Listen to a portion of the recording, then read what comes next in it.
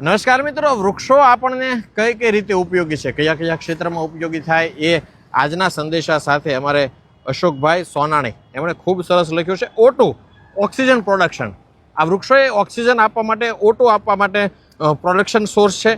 Climate mitigation through carbon sequestration. આ CO2 carbon ડાયોક્સાઇડનું સંશ્લેષણ કરવા માટે આ ખૂબ જરૂરી છે વૃક્ષો. Water cycle regulation. આ પાણીનું સાયકલ એટલે કે પાણી ચક્ર, આ વોટર ચક્ર, પાણી ચક્રમાં વોટર સાયકલના રેગ્યુલેશન માટે આ વૃક્ષો ખૂબ જરૂરી છે. Air purification. આ હવા, સ્વચ્છ હવા કરવા માટે, ચોખ્ખી હવા કરવા માટે, એર પ્યુરિફિકેશન થાય એના માટે આ વૃક્ષો ખૂબ જરૂરી છે. O2. Biodiversity support. જૈવિક વિવિધતામાં અને બાયોડાયવર્સિટીમાં સપોર્ટ માટે ખૂબ વૃક્ષો જરૂરી છે. ત્યારે વાઇલ્ડ લાઈફ હેબિટેટ ક્રિએશન.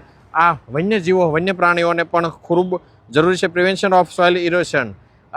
જમીનનું ધોવાણ અટકે એના માટે પણ આ વૃક્ષો ખૂબ જરૂરી છે. Ground water recharge.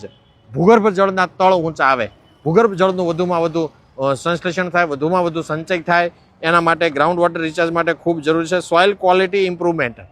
આ જમીનની, આ માટીની ગુણવત્તા સુધરે, એની ક્વોલિટી સુધરે, જમીનની ગુણવત્તામાં સુધારો થાય તો પાક ઉત્પાદનમાં પણ સારો સુધારો થાય એના માટે પણ આ વૃક્ષો ખૂબ જરૂરી છે.